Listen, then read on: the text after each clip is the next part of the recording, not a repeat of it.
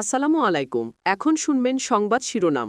ঈদের ছুটিতে দলে দলে বাড়ি ফিরছে মানুষ, ট্রেনে স্বস্তির যাত্রা। মহাসড়কে চাপ থাকলেও বাধেনি বড় ধরনের যানজট, হুড়োহুড়ি নেই লঞ্চে। নতুন জটিলতায় জুলাই আদেশে সাংবিধানিক ভিত্তি, গণভোটের প্রস্তাব বাস্তবায়নে আইনগত বাধ্যবাধকতা নেই সরকারের, বলছেন বিশেষজ্ঞরা। প্রস্তুত প্রধানমন্ত্রীর সরকারি বাসভবন যমুনা, তারেক রহমান কবে উঠবেন সিদ্ধান্তের অপেক্ষায় গণপূর্ত বিভাগ। ঠাকুরগাঁয়ে অস্বাস্থ্যকর পরিবেশে ক্ষতিকর রং মিশিয়ে তৈরি হচ্ছে লাচ্ছা সেমাই, অনুমোদন ছাড়াই গড়ে উঠেছে অনেক কারখানা। এতক্ষণ শুনছিলেন সংবাদ শিরোনাম, এবার বিস্তারিত। ঈদের ছুটির প্রথম দিন আজ আমরা ঈদযাত্রার খবর জানব। বৃষ্টির প্রথম বিষয় যেটি যে আমি কমলাপুর থেকে আগের ঘন্টায় চলে এসেছি বিমানবন্দর স্টেশনে। বিমানবন্দর স্টেশনে কমলাপুর থেকে ছেড়ে আসা বেশিরভাগ ট্রেনই বিমানবন্দর স্টপেজ দিয়ে তারপরে অন্য গন্তব্যে যায় আসলে, এবং সেই অর্থে বিমানবন্দর স্টেশনের চিত্রটি আপনি খুব পরিষ্কারভাবে দেখতে পাবেন যে প্রচুর মানুষ আসলে এখন অপেক্ষা করছে পরের ট্রেনটির জন্যে।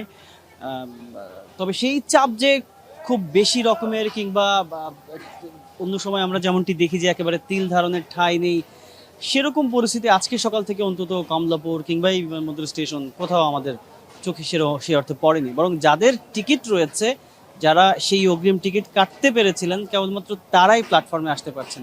কেননা এই পর্যন্ত পৌঁছতে হলে তাদের 2 ধাপে চেকপোস্ট পার হয়ে আসতে হচ্ছে, যার ফলে টিকিট ছাড়া ব্যক্তিদের এইখানটাতে পৌঁছতে পারা বেশ খানিকটা দুঃসাধ্য ব্যাপার। শিডিউল নিয়ে কোনো রকমের কোনো ঝামেলা অন্ততপক্ষে সকাল থেকে হয়নি। সবগুলো ট্রেনই সঠিক সময়ে ছেড়ে যাচ্ছে। যদি খুব দেরিও হয় সেটি হয়তো কোনোটা 5 মিনিট, কোনোটা 10 মিনিট, কিংবা খুব বড় জোর 15 মিনিট। আর সেটিকে আসলে যাত্রীরা খুব বেশি ভোগান্তির বিষয় বলে মনে করছেন না, বরং স্বাচ্ছন্দ্যের সাথে তারা তাদের যেই নির্ধারিত আসন সেখানে চড়তে পারা, তারপরে গন্তব্যে যেতে পারা, সেই বিষয়গুলোকে তারা গুরুত্ব দিচ্ছেন। একই সঙ্গে যেহেতু ছুটির বলা যায় যে আজকে প্রথম দিন, সামনে আরও অন্তত 2 দিন মানুষজন বিভিন্ন গন্তব্যে যাবেন, সুতরাং খুব যে চাপ এবার হবে এরকম একটা লম্বা ছুটির কারণে, সেটি অন্তত রেল স্টেশনের আজকের যে চিত্র এখন পর্যন্ত মানে দেখা গেল, তাতে সেরকমটি মনে হয় না যে খুব বেশি মানুষের চাপ এবার ট্রেনে অন্তত হবে। বৃষ্টি, আমরা দেখছিলাম বিমানবন্দর রেল স্টেশনের যে খবর আমাদের জানাচ্ছিলেন সহকর্মী তাজনুর। এবারে যাব আরেক সহকর্মীর কাছে। দেখতে পাচ্ছি সহকর্মী রাব্বি সিদ্দিকে অপেক্ষা করছেন, গাবতলীতে আছেন তিনি। রাব্বি, সাধারণত দেখা যায় এখান থেকেই অনেক বেশি। জুলাই আদেশের সাংবিধানিক ভিত্তি নিয়ে নতুন জটিলতায় রাজনৈতিক অঙ্গন। সরকারি দলের ভিন্ন মতের কারণে গণভোটের ভবিষ্যৎ নিয়ে শঙ্কা প্রকাশ করছেন কেউ কেউ। তাদের মতে জুলাই সনদের বাস্তবায়ন এখন কেবল বিএনপির সদিচ্ছার উপর নির্ভর করছে। আইনজ্ঞদের মত, গণভোটের প্রস্তাব বাস্তবায়নে আইনগত বাধ্যবাধকতা নেই সরকারের, তবে জনরায় মানতে নৈতিক চাপ রয়েছে, আর সেই সাথে আছে বিরোধী দলের আন্দোলনের হুমকি। 24-এর গণঅভ্যুত্থানে আওয়ামী লীগ সরকার পতনের পর দাবি ওঠে সংস্কারের, যেন রাষ্ট্র কাঠামোয় স্বৈরতন্ত্র ফিরে না আসে। তখনকার আন্দোলনে অংশ নেয়া সব রাজনৈতিক দলের দীর্ঘ আলোচনায় চূড়ান্ত হয় জুলাই সনদ। জনগণ তাতে মত দেয় গণভোটের মাধ্যমে। জুলাই আদেশ ও গণভোটের 4 প্রশ্নে সম্মতি ছিল না বিএনপির। উচ্চকক্ষে পিআর সহ নোট অব ডিসেন্ট দেওয়ার সিদ্ধান্তে অনড় ছিল দলটি। জুলাই আদেশ অনুযায়ী শপথ কিংবা ফলাফলের 30 দিনের মধ্যে ডাকা হয়নি সংবিধান সংস্কার পরিষদের অধিবেশন। বিএনপি গণভোটের পক্ষে ছিল, বিএনপি সনদে স্বাক্ষর করছে, বিএনপি গণভোটে হ্যাঁ ভোট চাইছে, এবং বিএনপি এখন এসে বলতেছে যে এটা সংবিধানে নাই, সেই জন্য এটা আমরা করতে পারতেছি না। এর চাইতে হাস্যকর, এর চাইতে স্ববিরোধী অবস্থান আসলে যেই দল একটা 3 বার ক্ষমতায় ছিল তাদের কাছ থেকে এটা অসম্ভব রকমের অপ্রত্যাশিত। জনগণের রায় সর্বোচ্চ সিদ্ধান্ত ধরা হলেও বাস্তবায়নের বাধ্যবাধকতা নিয়ে ভিন্ন মত আইনজ্ঞদের।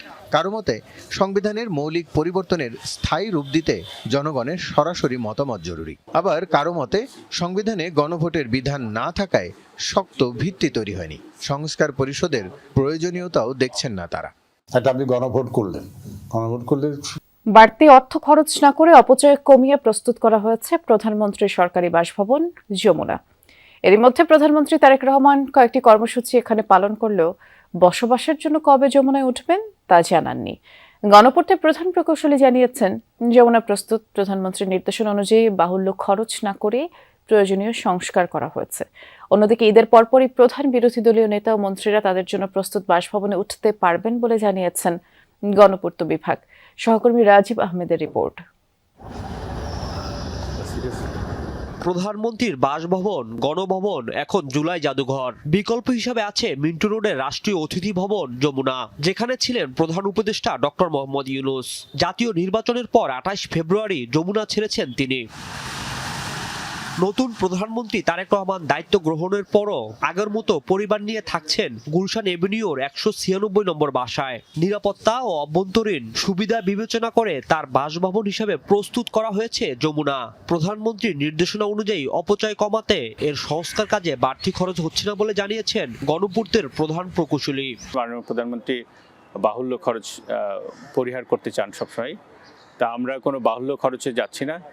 ভেতরের যে মেইনলি রং, হাইজেনিক ওয়াশ বলে যেটাকে, সেটাই আমরা মূলত করছি, যাতে আমরা খুব অল্প বাজেটের ভিতরে সাশ্রয়ীভাবে জিনিসটা করতে পারি।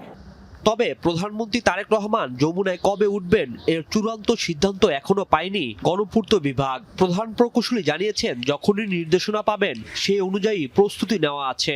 অলমোস্ট রেডি হয়ে গেছে। আর ইতিমধ্যে যমুনাতে তো মাননীয় প্রধানমন্ত্রী কয়েকটা প্রোগ্রামও করেছেন।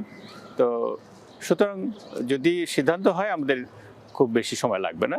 যখনই সিদ্ধান্ত হবে আমরা উইদিন 2 উইকসের ভিতরে আমরা রেডি করে ফেলতে পারবো। অন্যদিকে ঈদের ঠাকুরগাঁয়ে ঈদ সামনে রেখে নোংরা ও অস্বাস্থ্যকর পরিবেশে তৈরি হচ্ছে লাচ্ছা সেমাই। বিএসটিআই অনুমোদন ছাড়া ব্যাঙের ছাতার মতো গড়ে উঠেছে নিম্নমানের সেমাই কারখানা। ভোক্তারা বলছেন, নজরদারি না থাকায় রং আর কেমিক্যাল দিয়ে অসাধু চক্র তৈরি করছে এই নিম্নমানের খাবার। ভেজাল বন্ধে জড়িতদের বিরুদ্ধে অভিযান জোরদারের কথা বলছে জেলা প্রশাসন।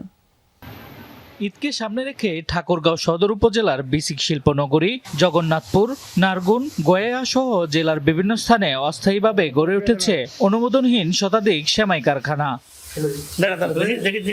নিয়মনীতির তোয়াক্কা না করেই এসব কারখানায় অস্বাস্থ্যকর পরিবেশে তৈরি করা হচ্ছে বিভিন্ন প্রকার মুখরোচক সেমাই। ভোক্তাদের কাছে আকর্ষণীয় করে তুলতে নিম্নমানের ডালডা, বিভিন্ন রং আর ঘি দিয়ে পোড়া তেলে ভাজা হচ্ছে লাচ্ছা সেমাই। এমনকি কারিগররাও মানছেন না স্বাস্থ্য সুরক্ষার বিধি। প্রতি সময় পরিষ্কার পরিচ্ছন্ন রাখার চেষ্টা করি আমাদের কাজে। না, মাছি আমরা চোখে পড়ার সাথে সাথে আমরা ফেলে দিই।